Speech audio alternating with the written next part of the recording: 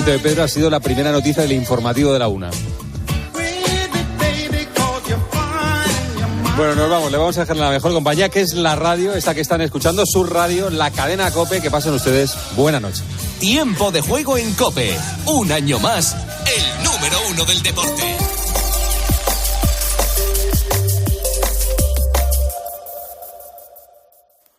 Son la 1, a las 12 en Canarias. Última hora en COPE. Estar informado. Noveno día de protestas en Ferraz, marcado por los incidentes. Al menos 14 personas han sido detenidas en los altercados delante de la sede del Partido Socialista en Madrid, en una noche complicada en la que también han tenido que ser atendidos 3 asistentes al acto. Eduardo Abadía. La jornada transcurría de manera tranquila hasta que un grupo de encapuchados ha comenzado a lanzar objetos tales como petardos y botellas al lugar donde aguardaba la policía y algunos medios de comunicación.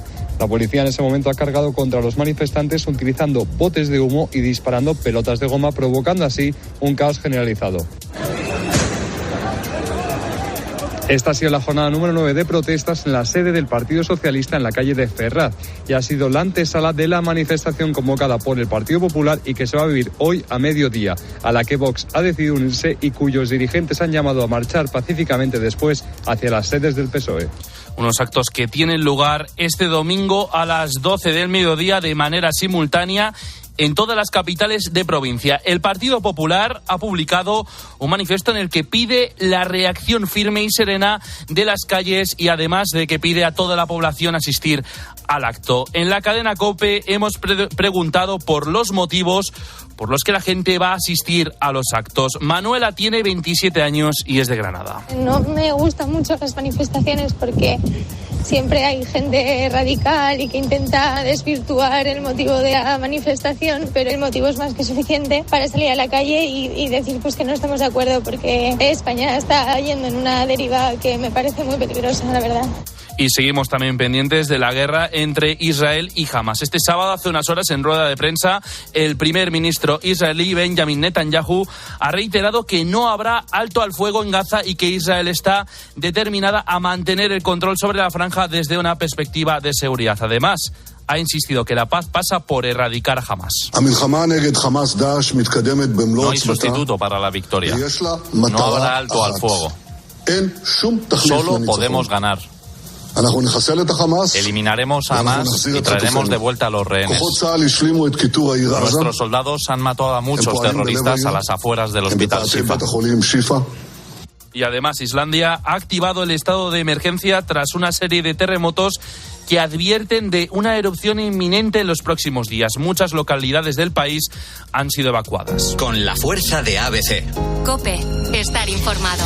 El Real Madrid golea al Valencia con una actuación estelar de Vinicius Junior. Manu Pérez. 5-1 ha ganado el conjunto de Carlo Ancelotti con un gol inicial de Carvajal, seguido de los dobletes de Vinicius y Rodrigo. Este último se mostraba feliz de que haya vuelto el acierto de la pareja brasileña. Sí, de verdad que ahora estamos en nuestro mejor momento. No iniciamos tan bien, pero ahora la verdad que volvemos a ser Rodri y Vini que la afición quiere ver. Y como he dicho, ahora es seguir trabajando, seguir haciendo las cosas bien. Y bueno, a seguir así. El Real Madrid se queda a 2 puntos del líder, del Girona, que ha vencido al Rayo Vallecano por 1-2. El Barça, por su parte, juega a las 4:15 frente al Alavés, derbi sevillano a las 6:30 en el Sánchez-Pizjuán y cierra la jornada el Atlético de Madrid-Villarreal a las 9 de la noche. En tenis, Alcaraz hará su debut en las ATP Finals frente a Zverev a las 2:30 y en MotoGP la carrera del Gran Premio de Malasia comienza a las 8 con Jorge Martín a 11 puntos de Bañaya. Podrás seguir todo el deporte a partir de las 3 con nuestros compañeros de Tiempo de Juego.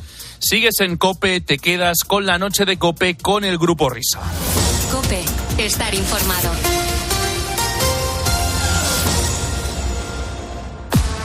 ¿Quieres que el partido te vaya como anillo al dedo? Descubre el My Match en exclusiva en Winamax.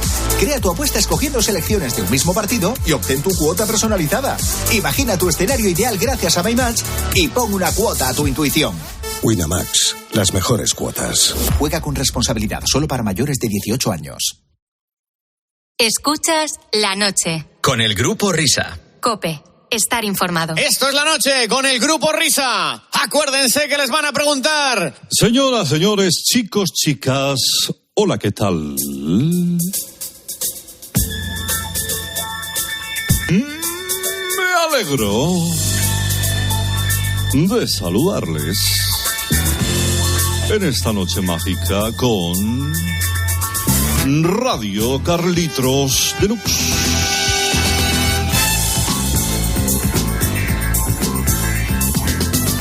Qué alegría poder encontrarme de nuevo con todas y todos ustedes en esta madrugada de los sábados a los domingos. Qué alegría poder hacerlo también el domingo por la mañana en Rock FM, cada martes en 13, los miércoles en los 40 Classic, en Radio Euskadi, los jueves en la CNN y todos los días en Rakuten. Me alegro de que estén sintonizando este programa y en este momento donde siempre les suelo hablar de música, de canciones que vamos buscando en ese baúl de los recuerdos, canciones que tratan y pretenden sorprenderles. Y hoy, con su permiso, vamos a descubrir algo que posiblemente conozcan muy poquitos. Vamos a hablarles de un gran artista. Y su historia es la siguiente. En su pueblo de Arkansas era como alguien muy introvertido. Aún así era conocido como el huevero. Y la primera vez que vino a España fue como polizón de un barco de pesca venezolano que llegó a la playa de Palomares. Él quería ser artista y lo intentó de todas las maneras. Clubs nocturnos, el circo, chiringuitos de playa, hogares del jubilado. Nadie le tomaba en serio. Cantaba como un perro, eso sí, pero él creía hacerlo divinamente. Su primer éxito lo obtuvo gracias a que su compañía de discos untó a las radios. Los músicos directamente se negaban a tocar y a grabar con él y jamás clavó una nota como cantante. Fue un desgraciado toda su vida, hasta que conoció por casualidad a Carlos Jean, gran productor, que dio con la tecla convirtiéndolo en un icono de la música en Norteamérica. Así comenzó esta historia de un gran artista. Un artista con canciones muy descargadas en Spotify. Y la más descargada es esta de Manolo Caracol. Oh genio Dalí, eres tan extraño, tus admiradoras ya somos rebaño. Oh Dalí.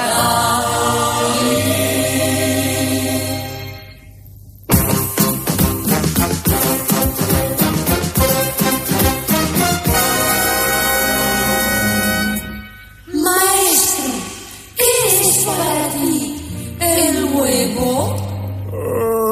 Para mí el huevo es una genial figura del lineano, que de él nace el terráqueo, ya que el terráqueo sin el huevo no podría vivir, ya que cuando nace no es más que un polluelo. ¡Qué maravilla, Carlos! ¡Qué bueno era Manolo Caracol! No, ¡qué bueno era! Que está lleno de polluelos, pollos, tica. Un poco Rujamar esto, ¿eh? ¡Qué bueno! Los iconos del flamenco ahí en Arkansas. ¡Sí, señor! ¡Qué recuerdos de Palomares! Un olor de Fraga. Los recuerdos, el naufragio de Fernando de Aro, cuando se hundió. Sí, un pesquero venezolano trabajando en Palomares. O sea, en Palomares, exactamente. Llegó así. Fíjate que las niñas del coro ya se han callado. ¡A esta magia! ¡Fenomenales! Estructurales. Al principio de la canción, cuando la has presentado, me ha asustado porque parecía un mini single. ¿Lo has acabado? ¡Pum! No valen dos reales, no dos. Ya se está acabando, ¿eh? Y de hecho ya se está acabando. Así que, Carlos, hasta la semana que viene. Y enhorabuena, Rakuten, que te puede escuchar esto todos los días, tío. Gracias. Adiós. Ay, vamos a mirar para arriba. ¿Dónde andará Pepe? ¿Dónde andará? Comienza la noche del Grupo Risa. la de los insomnes, la de los borrachos, la de los colgados, la de los crápulas, la de los sonámbulos, la de los currantes, la de los amantes, la de los taxistas, la de los barrenderos, la de los pibones, la de los moscones, la del sonido hipersensible, la de la cadena COPE. Las horas más paranoicas de la radio española. Si no hay prórroga. La noche del Grupo Risa. En la técnica, alguien habrá. En el control central, vete tú a saber. En la central de los anuncios, ni el tato. En la animación general, areucas. En la descoordinación, no hay ninguno. Más que nada porque en este programa no coordina nadie. La noche del Grupo Risa. Los responsables de estas tracanadas radiofónicas son, por orden de aparición, Óscar Blanco el Whopper, Fernando Echevarría, la Agustina de Aragón, David Miner, el del sabor Donostierra. La noche del Grupo Risa. Dirigen este espacio, bueno, esto no lo dirige nadie, va con piloto automático. Ellos, los desheredados, los perseguidos por la justicia, los que merecerían estar en preventiva. La noche del Grupo Risa. Adelante, Grupo Risa. Muy buenas. Welcome to the biggest Saturday night's entertainment radio show. Come on, let's go. Grupo Risa. La noche. COPE. Estar informado. Pero bueno, chico, qué barbaridad. Qué apoteosis galáctica. ¿Qué hago yo? Estoy como flotando en el espacio. Chico, qué barbaridad. Buenas noches, señoras, señores, damas y caballeros.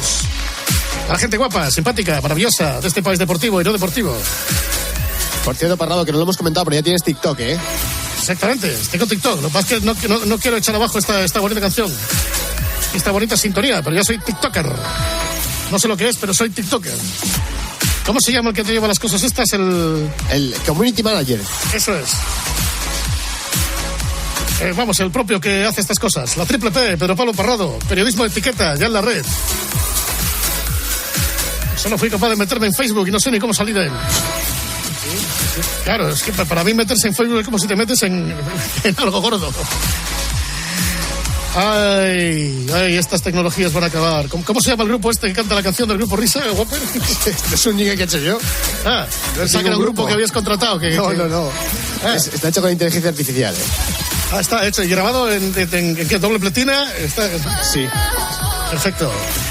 Bueno, vamos a dejar de decir tonterías, porque estamos hasta las 5, las 4 en Canarias. ¡Ay! Bueno, proponemos para empezar que nos vayamos al cine, Hoy nos vamos al cine. Venga, ocupen sus butacas, que empieza esto.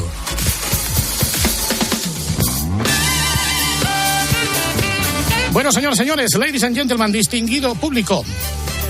Hoy vamos a invertir un ratillo en recordar a uno de los grandes del humor, por eso este programa se llama La Noche con el Grupo Risa. Y es que desde hace unos días ya está en sus pantallas, ¿saben aquel?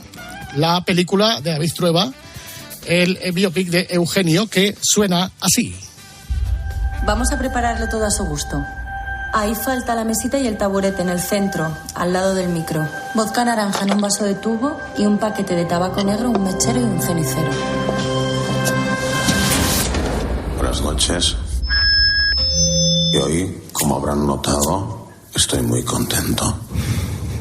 ¿Y el saben aquel? Ese tío que va a una tienda de ropa y dice, perdone, ¿tienen trajes de camuflaje? Digo, sí, señor, pero llevamos 2 años buscándolos, ¿sabes? La morena más guapa de Sierra Morena. Eso de formar un dúo lo decía en serio. Parece tímido, pero después... a los dos. Una de esas mujeres que sirve para casi todo, menos para elegir marido. Habla, cuenta tus anécdotas, a la gente le hace gracia.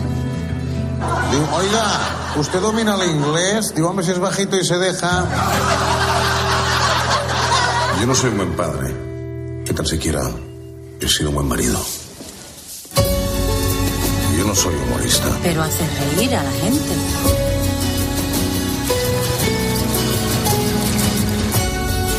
¿Saben aquel que... La gracia hace de Eugenio es que es imperturbable.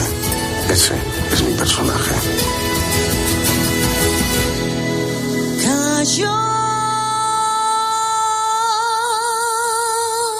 ¿Cómo te sientes al estar casada con un payaso? Idiota.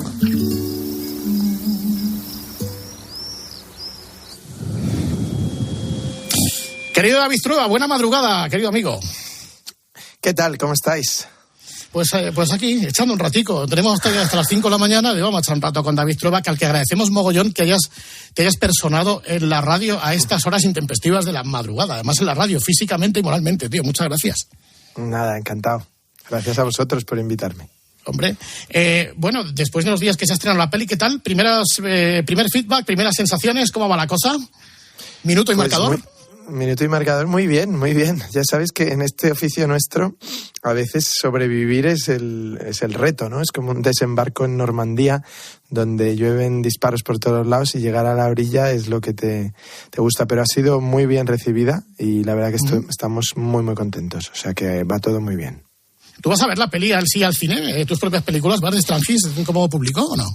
Voy a veces en las primeras 10 días o así, sí, que todavía no estoy agotado de ella, pero sí que es verdad que cuando se estrena las primeras veces que puedes verla con público normal, que llamamos nosotros, que no es de estreno, que no es de la profesión y tal, sí que me gusta sentarme al final y verles las espaldas y los cuellos y las cabezas, porque hay notas como la rítmica de la película les entra o no les entra, o cómo se distraen o no, y la concentración que tienen. Pero me gusta verlo, sí.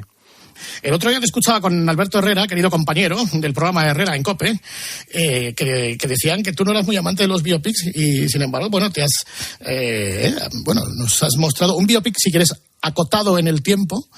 Pero sí. Lo dicho, pero tú no eras muy de estas cosas, ¿no? No, porque me parece que cuando intentas contar como la vida entera de alguien relevante, te acabas quedando ahí un poco como a medio camino un poco en lo que es el arte cinematográfico, que al final se trata de crear emociones, de crear personajes, de crear algo que tiene un vuelo, ¿no? Y en muchas ocasiones me da la sensación de que esa especie como de revisión cinematográfica o en una serie de la vida de alguien es como, no sé, como un Wikipedia puesto en imágenes, ¿no? Que tiene interés y tal, porque a todo el mundo le interesa ver las cosas y tal, pero que carece de vuelo poético y de vuelo emocional. Entonces yo lo que quería, ya sabéis que yo soy muy, muy pesado en eso, lo que quieres es hacer una pequeña obra de arte a tu manera, entendiendo el arte como la emoción de la gente, no tanto el que te cuelguen en una sala de un museo, ¿no? En este caso, ese tiempo acotado discurre en torno a 13 años, ¿no?, de la vida de Eugenio. Sí, o sea, realmente lo que marca el tiempo de la película es el tiempo que pasó Eugenio junto a Conchita, que fue su primera mujer y que fue clave en el cambio absoluto que tuvo de vida. Entonces, la película lo que cuenta es desde el primer día en que se conocen hasta el último día que están juntos. Y son esos, sí, 12, 13 años. Y ahí, digamos, para mí se escribe, digamos, esta historia, ¿no? Porque él era, me lo habréis oído contar en otros sitios, él era trabajaba en un taller de joyería en Barcelona, sí, sin ninguna vocación, digamos, de dedicarse no ya al mundo del espectáculo, sino mucho menos a lo del humor, ¿no? Entonces conoció por azar a una chica andaluza de Huelva, de Aracena, que se llamaba Conchita y que tocaba la guitarra. Y Eugenio estaba a punto de casarse, de llevar una vida pues seguramente más convencional que la que tuvo, ¿no? Y lo dejó todo, se enamoró de esta mujer y entonces decidió aprender a tocar la guitarra para cantar a su lado y formaron un pequeño dúo musical que estuvo muchos años funcionando. Els Dos, ¿no? Se llamaban Els Dos o Los Dos, porque alguna vez actuaban en castellano también. Y nada, y ahí eso fue, digamos, lo que les subió a un escenario. A partir de ahí, otra serie de accidentes que también pues en la película más o menos se cuentan y se ilustran para que la gente los vea, pues le llevan al humor. Pero fíjate que sin ella nada de eso habría existido. Y de hecho Eugenio lo dijo muchísimas veces en muchas entrevistas, que sin Conchita Eugenio no existiría, ¿no? Y en el fondo la película tiene algo de rescatarla a ella, ¿no? Y de ponerla también en primera línea porque quedó muy, muy oscurecida, ¿no? En la historia.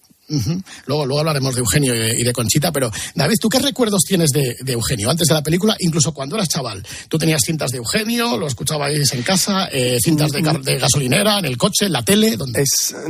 Yo no he tenido nunca cintas de Eugenio ni discos de Eugenio. De niño en mi casa no se oían así cosas así, eran más, mis hermanos mayores eran más de música y tal.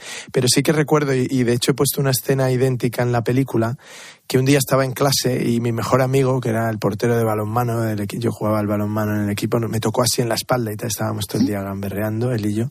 Me dice, tío, tengo una cinta de chistes que te partes de risa y tal. Y entonces me enseña la cara de Eugenio en una carátula de una cassette. Y por la tarde nos metimos a escucharla en casa y sí, ya fuimos muy, muy fans. Y luego tuve más tarde unos amigos que tenían un grupo de rock y entonces tenían una furgoneta e iban, pues eso, tocando por las ciudades y tal y no sé qué. Y ahí siempre había una cinta de Eugenio. Y los viajes, alguna vez que les acompañé en un viaje, se pasaba el viaje oyéndole y tal, y repitiendo los mismos chistes y muriéndonos de risa, porque tiene una capacidad de un chiste que has oído 1000 veces volverte a hacer reír, que me parece al alcance de muy pocos, ¿no? Sobre todo la capacidad para controlar los silencios y los cambios de ritmo, ¿no?, tan característicos de él, ¿no? Sí. Es un poco al chiste lo que Messi en el borde del área, ¿no? O sea, que hace esas aceleraciones y desaceleraciones, ¿no? Y esa especie de paso adelante, paso atrás que hace que el chiste te parezca nuevo cuando lo cuenta él. Porque ya sabéis que Eugenio no inventaba chistes, o sea, no era... De hecho, no hay...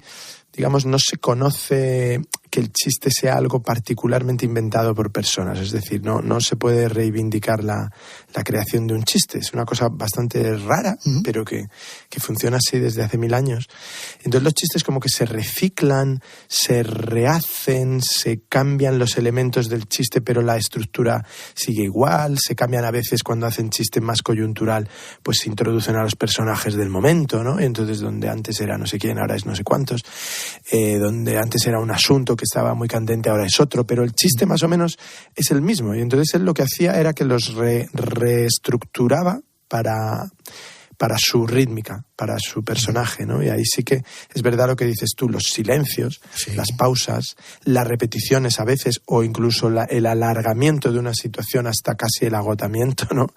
Era una de sus maestrías. Sí, increíble cómo podía hacer reír a la gente simplemente diciendo, ya el principio, señoras y señores, voy a contarles unos cuantos chistes, unos cuantos sacudidos, como digo en mi lengua madre, y se quedó la gente para ahí. Y con la alegría que me caracteriza, que ahí se rompía la gente. Una cosa que no conseguí meter en la película, porque la película al tratar de sus primeros años, digamos, hay cosas ya de cuando es consagrado que no aparecen, pero él hacía una cosa que me gustaba mucho, que es que a veces salía al escenario y se ponía a fumar y no hablaba, ¿no? Y prolongaba esa situación como 2 o 3 minutos, lo cual en un escenario es brutal. Entonces la gente empezaba como a revolverse con risa y tal, y no sé qué, y en un momento dado el tío decía, a ver, ustedes cuando llegan al trabajo se ponen inmediatamente a trabajar. Es curiosa, ¿verdad?, la contradicción de la vida, ¿eh? La relación de la comedia, de ponerse el traje de payaso y de cómico, y luego del drama de Eugenio. O pudo ser de Gila, o pudo ser de Luis Sánchez Polat, cuando pierde a un hijo, ¿verdad? Como es el cúmulo de contradicciones que es la vida, ¿verdad? Y especialmente la vida del cómico, la vida del humorista. Sí, yo creo que especialmente en la gente que se dedica a hacer reír a los demás hay una especie de sentido ahí, como de que no pueden desalojar, digamos, las emociones fuera, ¿no? Ni compartirlas. Entonces, porque la gente espera de ellos la risa, ¿no? Y espera de ellos precisamente usarles como colchón salvador, ¿no?, de sus propios dramas. Entonces el humorista va arrastrando un poco su intimidad de una manera casi secreta, pero a veces creo que pasa un poco lo mismo. Vosotros que conocéis tanto el mundo así del espectáculo, el mundo del deporte y tal, seguro que conocéis gente que es muy popular, muy, muy popular, pero que está muy sola, ¿no? Y es como una contradicción, porque puedes tener un estadio coreando tu nombre y luego llegar a una casa que vivan de ti y que expriman tu genialidad o tu talento y tal, pues hay un momento en el que tienes la desconfianza de por qué están conmigo, ¿no? Y yo creo que eso provoca una enorme amargura, y evidentemente, pero es el genio amargo, ¿no? Es el genio metido en una turbina de autodestrucción. La época en la que muchos crecimos era la de Eugenio, era la de Gila. A todos los reclutaba Luis del Olmo porque Eugenio era un tipo muy tímido, tendente a la depresión. Y tú contabas el otro día, que lo vas a contar, la anécdota tuya cuando escuchabas, gracias a la radio de tu madre, la entrevista de Luis del Olmo con Eugenio. Sí. Bueno, mi madre oía muchísimo a Luis del Olmo, entonces todos los días, como yo además viví, digamos, mucho en casa con ella antes de ir al cole, porque aguantó, como era el pequeño, me aguantó mucho ahí en casa. Me acuerdo perfectamente de una cosa que he metido en la película, también una frase que bueno, Luis del Olmo luego tendría mucha más confianza con él, hicieron además algunas emisiones juntos y tal. Las eugeniadas. Exacto, pero una vez le preguntó, en esa primera época le preguntó, bueno, Eugenio, tal, usted no se ríe nunca. Entonces Eugenio dijo, solo cuando cobro, ¿no? O sea, tenía, claro, esa especie de coraza, ¿no? Ante las entrevistas era difícil, ¿no? Era una persona de la que se conocía muy poco, ¿no? ¿Tú llegaste a conocerle, Eugenio, o no? No le llegué nunca a conocer en persona, y él murió en el 2001. Y bueno, claro, le seguía como todos sobre todo por la televisión, ¿no? En las apariciones o fragmentos que se reproducían de él, pero siempre me creó una gran curiosidad, pero nunca le vi ni en directo ni le conocí. Yo le conocí, una anécdota rápida, pero desde la perspectiva de un niño de 9 años. Cuando empezábamos a imitar voces, 7, 8 años, pues lo típico, hacías voces de profesores del cole, y entonces el fenómeno de moda, que era Eugenio, que ya había lanzado la primera cinta de chistes, que también salían un par de canciones, ahí creo que vende ya 350.000 cintas, y la segunda ya pasa de 1 millón, ¿no? O sea, fíjate la profesión, pero siendo un niño, pues yo con mi voz menudita empezaba, ¿saben aquel que dice que era un tío? Que tal? Y entonces en fiestas familiares, en reuniones de amigos y tal, pues imitaba a Eugenio, y entonces una noche fueron mis padres a verle una noche en Santander, que es donde estábamos veraneando. Ajá. Y mi madre, no sé cómo se las ingenió, y al día siguiente concertó una cita con Eugenio y conmigo, con mis 9 años, en el Hotel Santemar en Santander. Te estoy hablando del año 81 aproximadamente. Ostras. Sí. Y entonces, pues, nos caímos en gracia, no sé por qué, y 9 meses después, Eugenio vino a actuar a Zaragoza, que es donde yo vivía, y le llamamos, y vino a mi casa porque reunía un grupo de chavales de clase para hacerle una entrevista para el periódico del colegio, para un trabajo del cole. Y vino a las 6 de la tarde, y vino y respondió a las preguntas, que luego dice que las preguntas de los niños son las peores. Pero vino, y la verdad es que yo por eso nunca podré hablar mal de Eugenio, porque conmigo fue muy amable. No, mira, eso que estás contando es muy bonito, porque me lo ha contado más gente a nivel de generosidad, incluso en hospitales con gente y tal, porque ya sabes que él tenía además unos elementos así de cierto esoterismo y tal, que le creía en las energías, en no sé qué, entonces acudía de vez en cuando a visitar a gente que le decían, oye, no sé quién está enfermo y tal, y no sé qué, y se presentaba en el hospital. Luego por eso, y quizá también es uno de los motores de la película, me desagradaba un poco la sensación de dejar a Eugenio rendido a la imagen de que una especie de depresión o de adicciones finales de alguna manera significara todo el personaje, ¿sabes? Es como que un brochazo sea todo el personaje. Yo decía, no, la gente es muy, muy contradictoria, muy compleja. Digo, no estoy dispuesto a aceptar reducir a una persona a una etiqueta, ¿no? Y me molestaba mucho porque oía o había oído muchas historias de eso que dices tú, de una cierta generosidad desde la timidez y desde muchas veces incluso la incomodidad, pero mucha gente me decía una frase que me llamé a mucha gente que le había tratado y me dijeron, era muy generoso. Eso me lo dijo mucha gente. Y esto que cuentas tú es un acto de generosidad con su tiempo, ¿no? Hombre, un tío que actúa por la noche no tiene otra cosa que hacer que ir a las 6 de la tarde a casa de unos críos a ver cómo hacen el canelo. Pues me parece, aparte teniendo él en ese momento dos hijos de esa edad, porque el hijo mayor, que es Gerard, que nos ha estado ayudando y asesorando en la película, tiene exactamente mi edad. O sea que en el 81 pues tenía 10, 11 años, o sea que eran más o menos de tu edad. Quizá eso también le acercaba a vuestra sensibilidad o a decir, bueno, vamos a hacer algo por ellos, ¿no? Pero, sí, porque además le preguntamos, ¿cuántos hijos tienes? Y dice, tengo 2. Dice, el mayor es Gerard, que tiene 12 años, o sea, imagínate de lo que estábamos hablando. Y entonces, ¿cómo empieza la historia de Saben Aquel, de la película? ¿Cómo empieza esta historia? Pues mira, digamos, en el cine pasan estos accidentes. Un día a mí me llaman de Warner, ¿no? Y me dicen, oye, te queríamos proponer una historia sobre Eugenio y tal, nos gustaría hacer una película sobre el personaje de Eugenio. Ya sabéis que ahora está un poco de moda. Y entonces me llaman y yo digo, bueno, me interesa mucho el personaje, digo, porque he leído cosas, he visto un documental que había sobre él, he visto tal, y me interesa. Tal. Pero luego ellos tenían un guión que me mandaron y entonces yo lo leí y no me interesó. Y, bueno, y entonces les dije con toda educación, les dije, oye, no es la película que yo sé hacer y tal, y muchas gracias por ofrecérmelo y tal.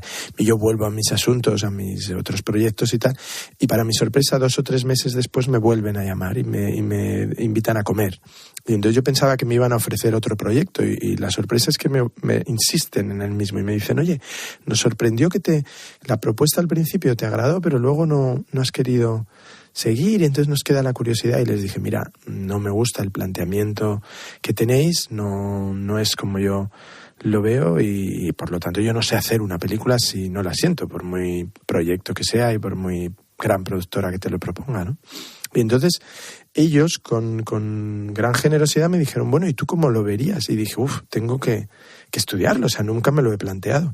Y entonces me dieron 2 meses para que les hiciera una propuesta mía. Y entonces ahí entró el libro de Gerard, que había escrito un libro como con pequeñas anécdotas familiares y personales, y entonces con eso trencé la película que a mí me gustaría hacer y que no tenía absolutamente nada que ver con lo que me habían pasado ellos, ¿no?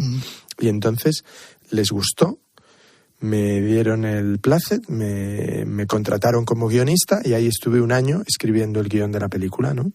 Y eso fue lo que luego siguió y me dejaron rodarlo prácticamente sin ningún comentario al guión que yo les propuse. O sea que ha sido muy sorprendentemente agradable, porque muchas veces cuando te llegan las cosas así, al final es como una lucha entre cómo lo ve uno, cómo lo ve otro, pero en este caso realmente fue muy, muy fluido. Eso sí, se retrasó mucho el proyecto con respecto a sus planes, pues porque tuve que escribir el guión y eso pues te lleva eso, pues en torno a 1 año, ¿no? Y luego buscar el reparto y tal y no sé qué. Y entonces finalmente me encontré rodando la película y sintiendo que estaba haciendo una película, os lo confieso, muy personal. O sea, fíjate que partes de una historia que no tiene nada que ver contigo, que es la historia de un humorista, la historia de Eugenio, que todo el mundo conoce rasgos de Eugenio y tal, y de pronto me encontraba haciendo una película que sentía como que estaba hablando de algo propio, de algo cercano a mí, ¿no?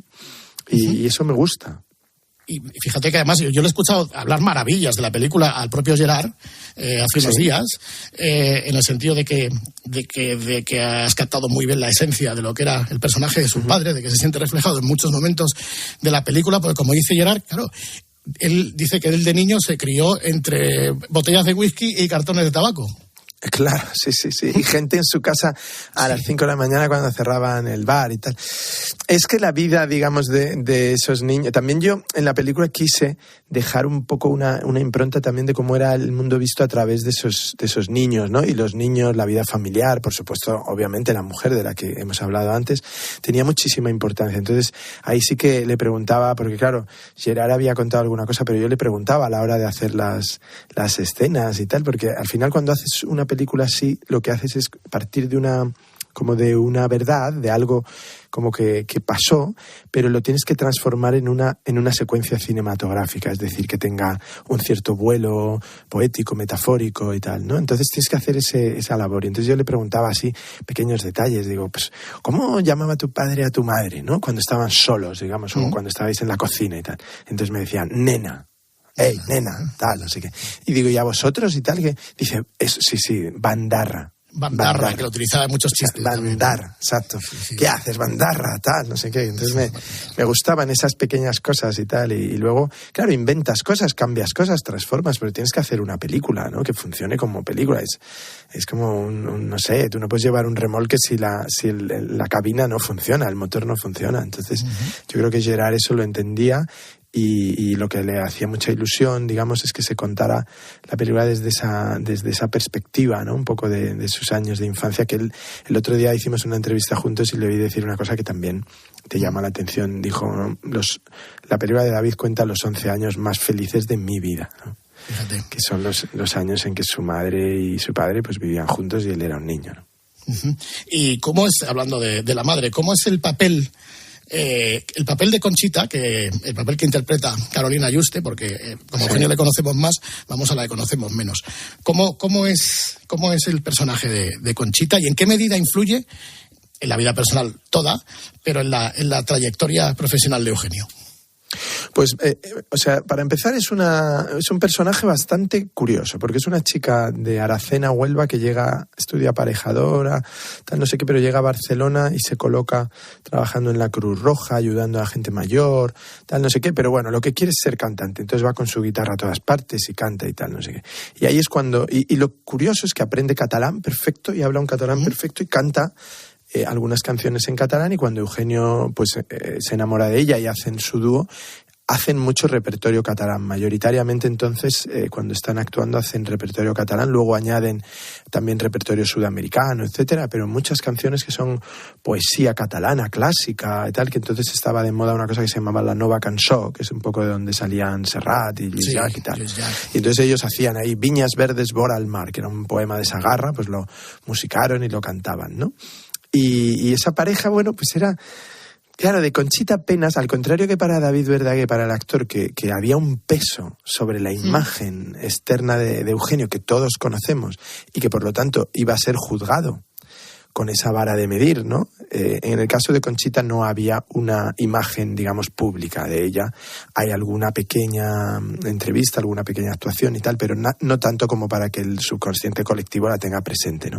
Entonces se trataba un poco de crearla más libremente, digamos, que a lo mejor creas a Eugenio desde lo físico. Pero para mí esos datos eran importantes, es decir, que fuera una persona del sur, que tuviera una belleza también un poco racial del sur, porque era una morena, y Eugenio siempre hacía la broma con ella cuando la presentaba o cuando hablaba de ella en público, decía la morena más guapa de Sierra Morena, ¿no? Y entonces eso es una frase que yo también utilizo en la película, entonces pues esas cosas iban dándote también un perfil del personaje, ¿no? Que hubiera sido capaz de hablar catalán en una época pues que a lo mejor no era tan natural, pero que ella vio claramente que Eugenio venía de ese entorno, que era su lengua materna, su lengua familiar, ¿no? Y que por lo tanto tenía que participar en ella, ¿no? Y entonces ahí estaban y en la casa se hablaban las dos lenguas y tal, y no sé qué. Bueno, pues todo eso a la hora de construir el personaje con Carolina era importante, pero más que eso, la personalidad de una mujer de entonces, que eran pues a veces obligadas también por las circunstancias familiares, pues tenían que sacrificar sus ambiciones, su carrera hacia la familia, ¿no? Y el estar ahí criando a los hijos y tal, pues esas cosas hacían la vida mucho más complicada para una mujer que quería ser artista en los años 70, ¿no?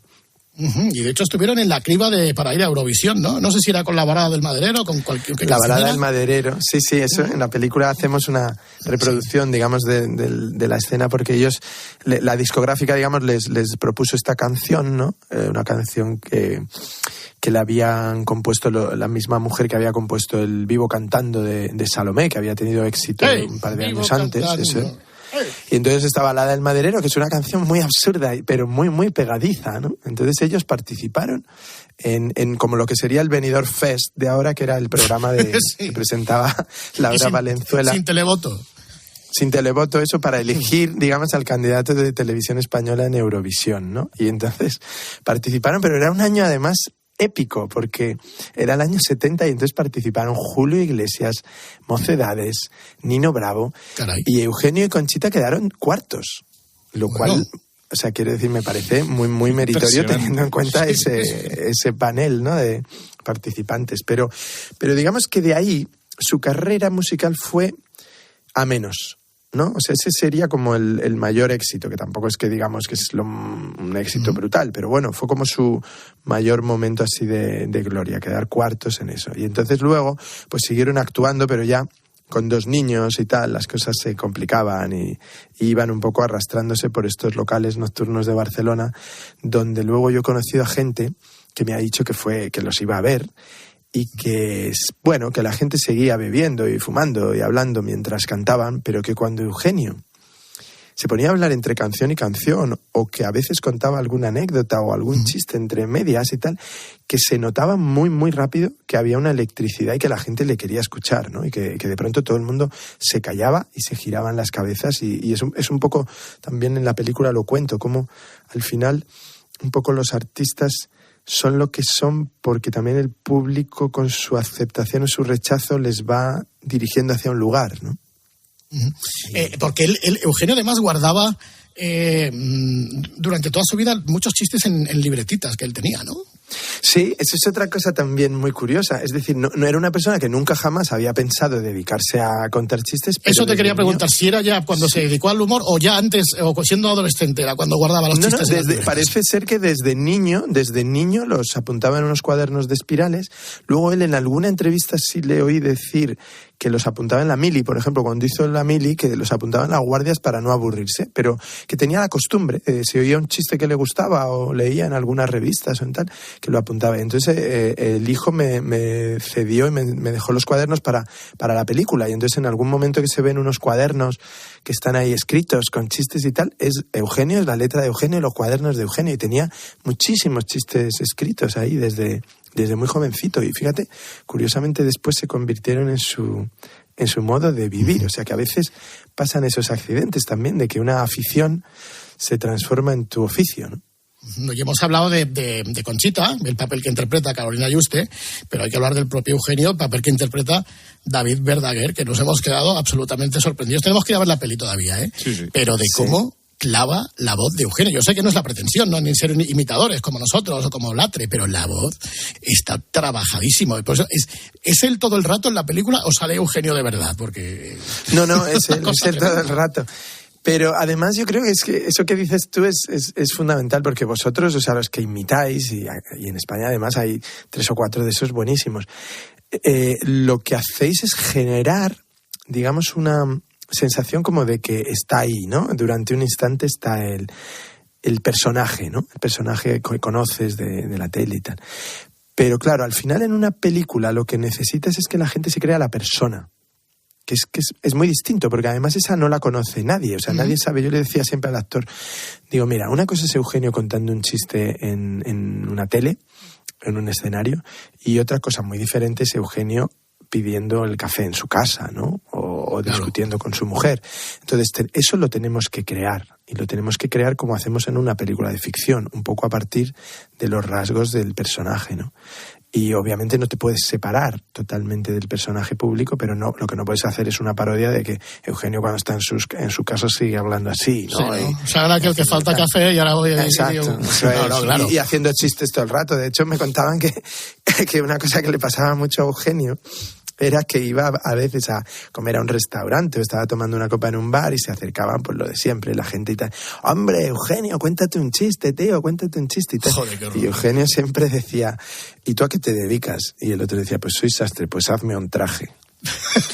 Normal. O sea, lo vamos a hacer, o sea, es decir, que hay esa cosa un poco de decir, a ver, tío, que no me dedico a esto las 24 horas, que yo también soy una persona. Entonces eso con David yo creo que fue muy, muy importante para que él también dijera, yo puedo llegar hasta aquí, pero yo no voy a hacer una imitación. O sea, es decir, voy a intentar que la gente se olvide del Eugenio real y me vea a mí como el real. Y eso es increíble, porque yo creo que empieza la película y al minuto la gente ya cree todo lo que hace, ¿no? Y David obviamente hace una creación, ¿no? Es un actor increíble. Tiene además la suerte de tener una voz cavernosa también, sí, impresionante y tal, y entonces, claro, se han visto todos los chistes de Eugenio. Se hizo el YouTube Premium, que no ha comprado, no ha pagado nadie en la historia, pues se hizo él para tenerlos ahí todos y tal. Pero él los tenía ahí, entonces yo le decía, me acuerdo que muchos días rodábamos y teníamos figuración, ¿no? Gente haciendo como de la gente que viene al bar, ¿no?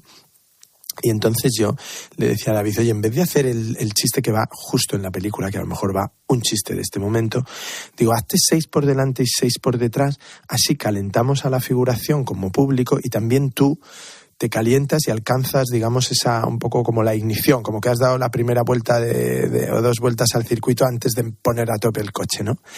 Y entonces lo hacía y era genial, porque claro, era como estar en una actuación, ¿no?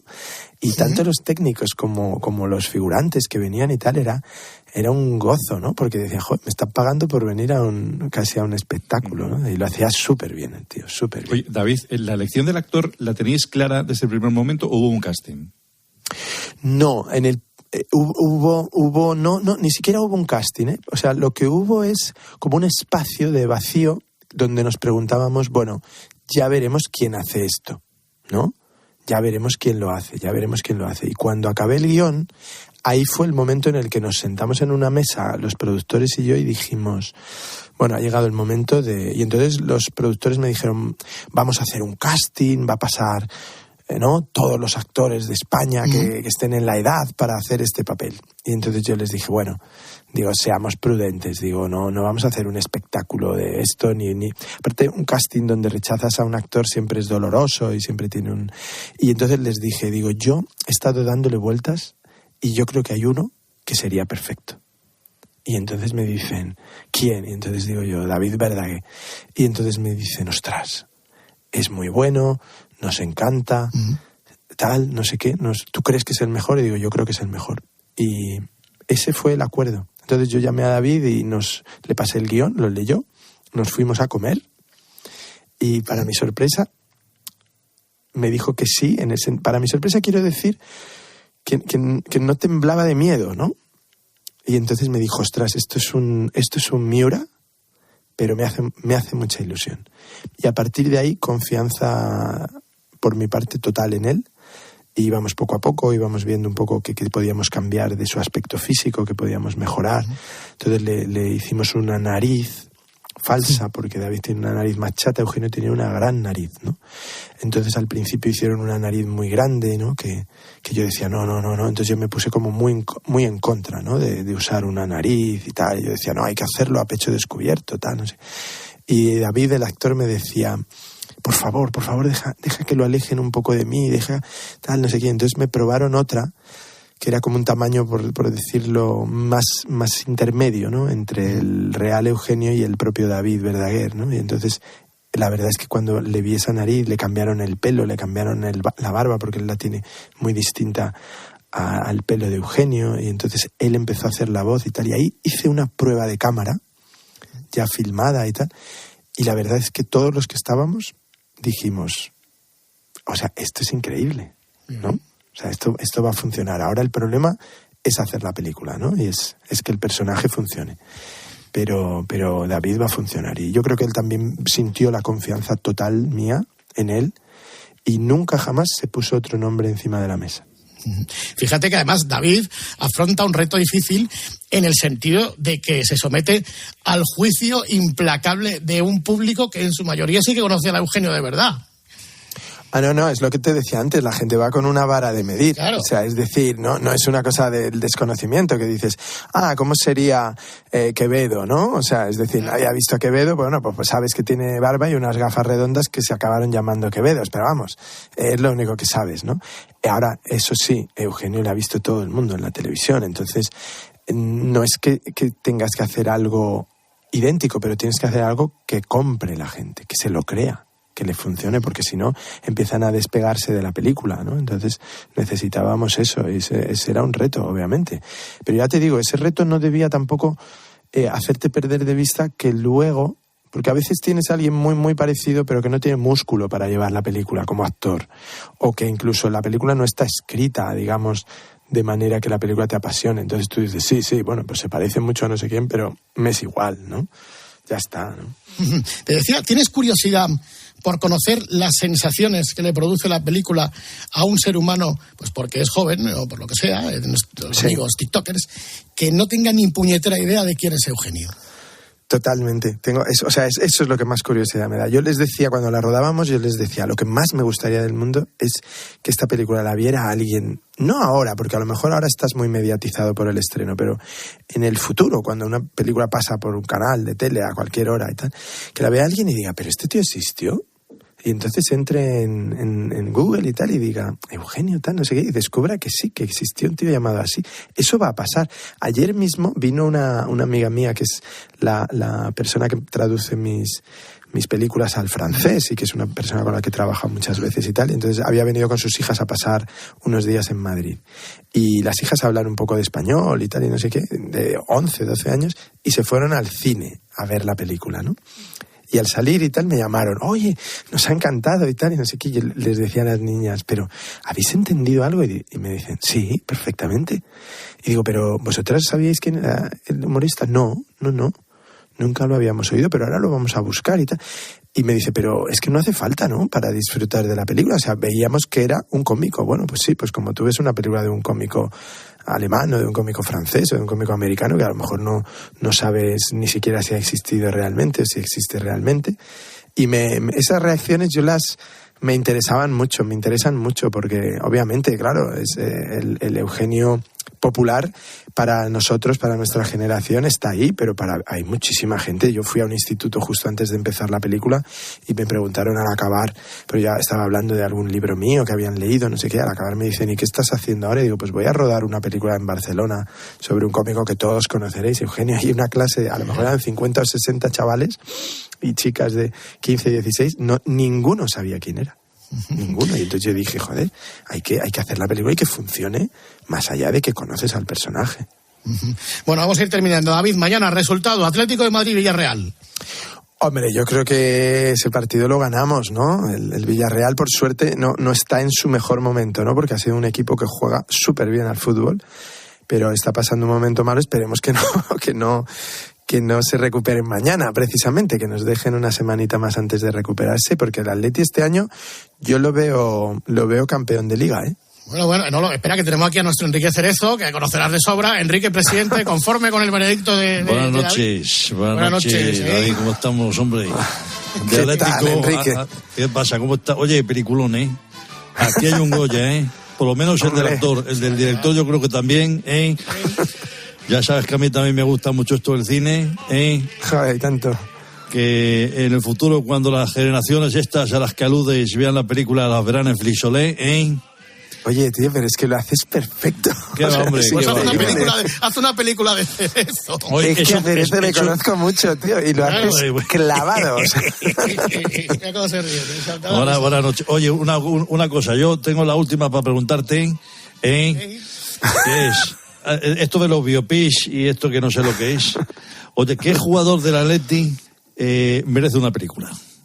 Yo pagaría dinero porque me dejaran hacer una película de Luis Aragonés. O sea, y esto a Enrique le puede interesar, lo de que pague yo. Sí, lo de que pagues, pero sobre todo te voy a decir una cosa, de Luis seleccionador. O sea, yo creo que ahí hay una historia increíble. Porque Luis tenía una personalidad. Yo he leído muchas cosas de él, he conocido gente que le trató como jugadores, otros entrenadores y tal. Es un tío imbatible. A mí me encantaría hacer algo con Luis. Bueno, pues ahí vamos a ver quién recoge el guante, ¿eh? Y por último, siendo tan amigo como eres de Guardiola, ¿renovamos al Cholo o no? Tú sabes, preguntarle un día a Cerezo precisamente esto. Cuando Guardiola se estaba sacando, no sé si os lo ha contado alguna vez, cuando Guardiola se estaba sacando el título de entrenador aquí en Las Rozas, pues como yo era como de los pocos amigos que tiene en Madrid y tal, pues venía mucho a mi casa y tal y no sé qué. Me dijo, tío, estoy deseando coger un equipo, tengo que entrenar, esta cosa de exfutbolista loco por entrenar, ¿no? Y entonces un día me encontré a Cerezo y había una crisis en el Atleti fuerte y tal, estaban a punto de echar al entrenador. No me digas que había digo, una crisis. Hombre, una más. Entonces le digo, oye, Enrique, tío, digo, ya sé que a ti estas cosas no te van y tal, pero ¿por qué no ficháis a Guardiola de entrenador, que se acaba de sacar el título y va a ser un entrenador increíble y tal? Porque es un tipo que ya cuando jugaba veías que tenía cabeza de entrenador y tal. Y entonces Enrique siempre me confesó que pensé, David y tal, con sus amigos, intentando colocarme a sus amigos y tal, y no sé qué, no sé cuántos. 3 o 4 años después me dice, joder, macho, te tenía que haber hecho caso y tal. Anda. Ahí estamos, confidencias en la madrugada. Bueno, un abrazo, Enrique. David Trueba, muchísimas gracias por este rato, tío. A vosotros, muchas gracias por la entrevista. Ya sabéis, ¿saben aquel? En los mejores cines, por supuesto, siempre Eugenio con nosotros. Un abrazo, David, hasta siempre. Grupo Risa. La noche. COPE. Estar informado. 274 objetos aéreos se introdujeron en el espacio aéreo estadounidense y no pudieron ser identificados. Recordemos que un ovni no es un extraterrestre, es un objeto volador no identificado. ¿Por qué se ha convertido en una pesadilla? Pues mira, entre otras cosas porque es un asunto de defensa nacional. Drones y la nueva tecnología, los misiles hipersónicos, evidentemente son en principio... Los martes a las 11:30 de la mañana, Javier Sierra en Herrera en COPE. Alucina. Grupo Risa. La noche. COPE. Estar informado. Vamos a saludar con todos los honores a Gregorio Parra y su impresionante registro. Buena madrugada, amigo. Buenas noches, feliz madrugada a todos los oyentes. Vamos con la primera petición de esta noche y que me hace particularmente muchísima ilusión. Porque Miguel 041988, que así se hace llamar, dice: amigos del Grupo Risa, quiero escuchar cualquier cosa del gran Gregorio Parra, que siempre presenta las masas, pero nunca le pedimos una de él. Qué bonito, qué autoinvocación tan fantástica. Bueno, pues podemos coger tu llamada a Ruth Beitia, por ejemplo, a la que se llevó la medalla de chocolate, la mejor saltadora española, ¿te acuerdas? En los Juegos Olímpicos, creo que era de Londres, cántabra, que fue candidata por el PP a la alcaldía hace... No, era número 1 del PP por Cantabria, a la comunidad autónoma. Pero bueno, algo tuvo que hacer grande Ruth Beitia para que la llamaras, así que vamos a escucharlo. Sí, Ruth. Hola. Hola, Ruth. Gregorio Parra, ¿cómo estamos? Hola, muy bien. ¿Cómo estás? Campeonísima. Vaya momentos. Acabo de ver las imágenes, me impresionaron las pantallas.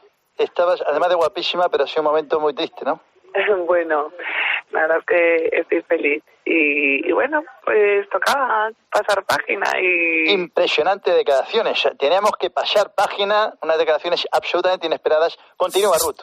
Bueno, pero este era el punto de inflexión, ha sido en el momento perfecto. Y estoy feliz con mi nueva vida, así que, oye... Ha sido muy generoso el deporte conmigo. Hay que dejarlo ir. Bueno, me tenéis que dejar ir a mí. Eso va a ser imposible, Ruth, porque ya sabes que los grandes atletas siempre van a pasar a la historia de nuestros corazones y no quiero seguir porque me voy a emocionar. O sea, desde los Juegos Olímpicos de Río de 2016, del año pasado, cuando hiciste 1,97 por esa calle número 2, es que eso ya va a ser inolvidable para toda la hemeroteca española. Pues muchísimas gracias, Gregorio. Si no quieres que me emocione yo, te voy a colgar porque no. A flor de piel. No, escúchame, Ruth, también te llamaba para invitarte a un especial que vamos a hacer en Televisión Española. Es un especial Navidad, después del programa de José Mota, el día 24. Vamos a hacer un programa sobre atletismo. Un especial de lo que ha sido el año y nos gustaría contar contigo porque mira, todavía estoy por darle el nombre. ¿Qué te parece registro a registro? Pues mira, es que ya te digo que ahora mismo ni pienso. No, ni pienso. Mira, esto coméntaselo a Julia. Ella es la que me lleva todo eso. Perfecto, porque además, mira, si vienes, vendrían Fermín Cacho, Antonio Gorgos, Ramón Cid, Sandra Mayers. Seguramente contemos también con la presencia de Marta Domínguez y con la inestimable ayuda y análisis de Eufemiano Fuentes.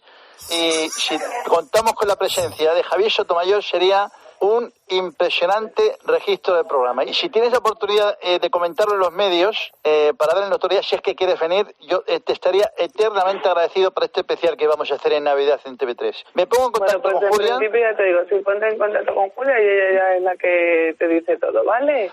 Oye, no te pongas así, que me vas a hacer llorar a mí también. Bueno, Gregorio, un besazo.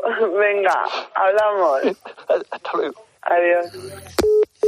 No sé yo, la medalla de chocolate si fue en la Olimpiada del 12 o en la del 16, los Juegos Olímpicos, que Angelito se enfada. La Olimpiada es lo que va en medio de los Juegos Olímpicos.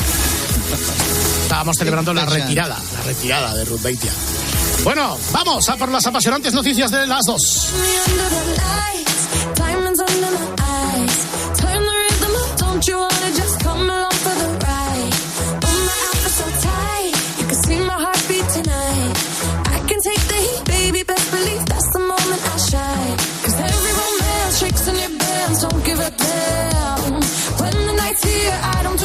Baby, no chance. I could dance, I could dance, I could dance. Watch me dance, dance the night away. My heart could be burning, but you will see it on my face. Watch me dance, dance the night away. I'll